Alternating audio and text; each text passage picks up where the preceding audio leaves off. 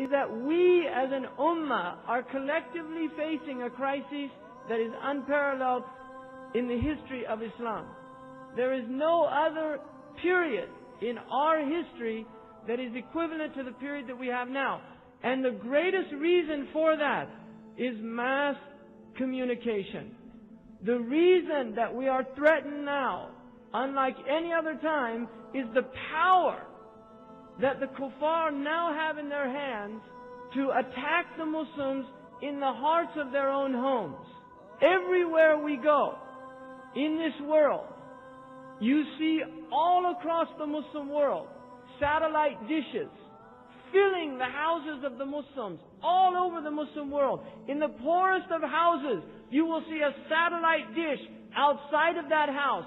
What that satellite dish is absorbing is the filth of the lowest people on this planet.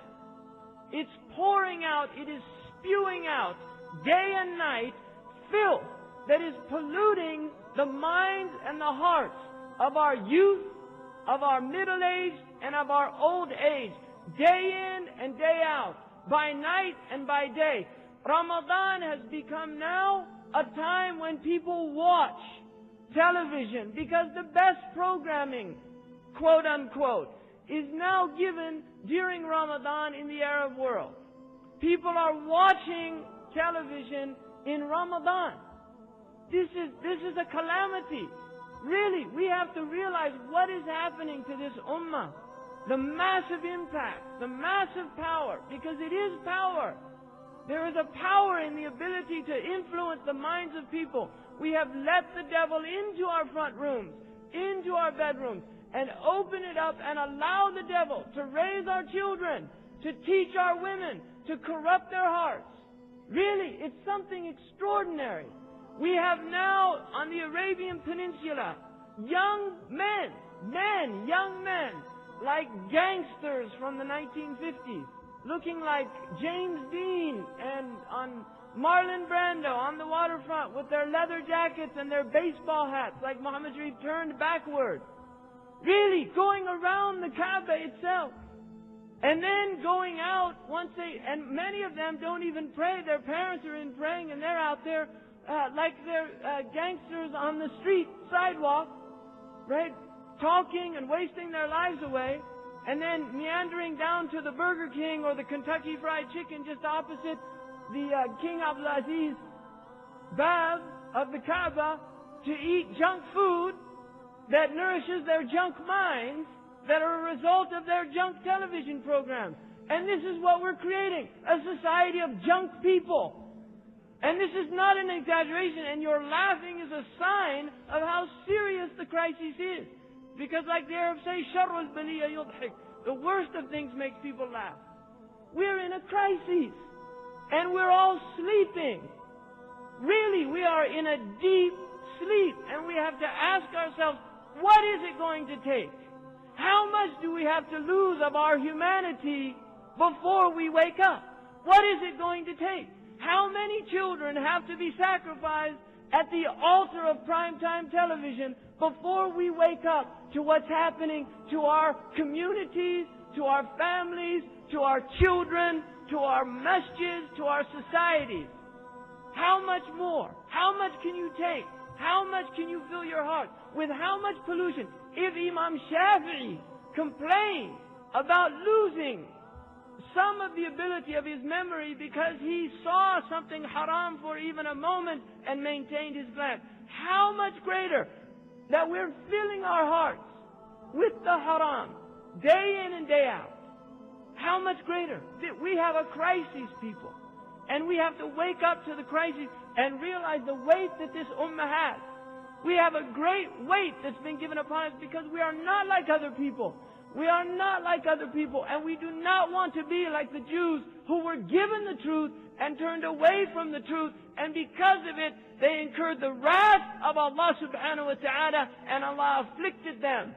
This is what Allah says in the Quran. We do not want to be like that. The Sa'id, the felicitous one, is the one who learns by the tribulations of others. He does not learn through his own tribulation. He learns by the tribulation of others. By seeing others in tribulation, it wakes him up to the reality that the only way to prevent that tribulation is to stop and turn back to Allah subhanahu wa ta'ala. And this is what Allah wants of us. This is what Allah is asking for us to do. Is to turn back to Allah subhanahu wa ta'ala collectively as an ummah. As an ummah, we have to turn back to Allah. We have to give up our pettiness. We have to set aside our differences. We have to wake up to the truth of this deen, and we have to take it out to people, because people are dying. The planet itself is dying. Our rivers are being poisoned. Our food is being poisoned. Our minds are being poisoned. We are killing ourselves. Ya ayyuhan nas, innama baghyukum ala anfusikum. Your oppression is only harming yourself. For the sake of our children, for the sake of the future of our children, for the sake of our children, we have to change. How much selfishness can go on? I want my children to grow up in a world that facilitates their humanity. It doesn't destroy it and take it away from them and deprive them of their humanity. It's their birthright to become human beings, to become real people, not to become junk people that spend their lives in trivialized malls, buying junk goods to fill their junk lives. How much more? When are we going to wake up collectively as an ummah and respond to the call of Allah and His Messenger? Ya ayyuhalladhina amanu astajibu lillahi wa lirrasul idha da'akum lima yuhyikum.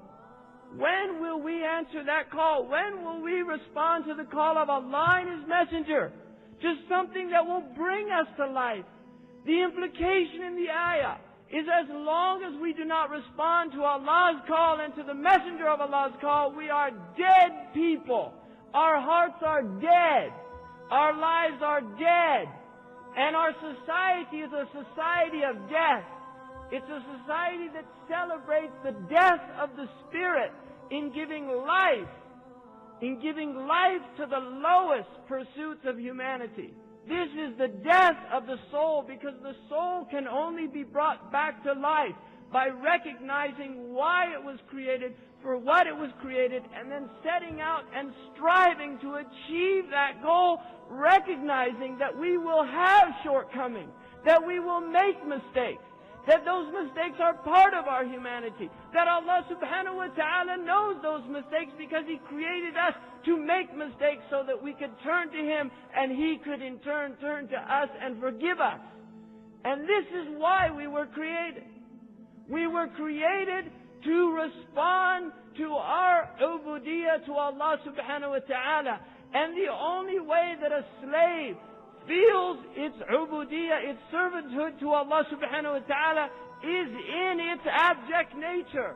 It is in its subjugation to Allah subhanahu wa ta'ala that occurs by doing wrong and then desiring the atonement, desiring to reconnect with one's true nature. And this is why we were given wudu. What a gift, the gift of wudu. What a gift, the gift of purifying ourselves. What a gift is the gift of prayer, to pray to Allah subhanahu wa ta'ala. What a gift to be able to give munajat. In a recent article in one of these magazines, they mentioned the fact that more Americans are playing than ever before. Adults playing children's games, from bongo jumping to flying in their these machines that they make to jump off mountains and all of these things. This is what they're doing with their life, with the preciousness of life. One time you have, one short life you have to do something great, to be great people. One short span. Why are they doing all of these things? They say to relieve the stress of their lives, their empty, meaningless lives. To taste just for an instant the moment. Just to taste for one instant, to have an adrenaline rush, to feel alive. That's all they're trying to do. They're trying to feel alive because they're dead. They are dead people.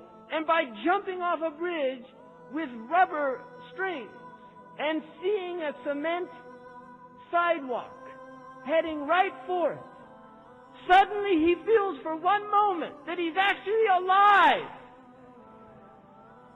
And he wants to repeat that experience because he wants to feel alive.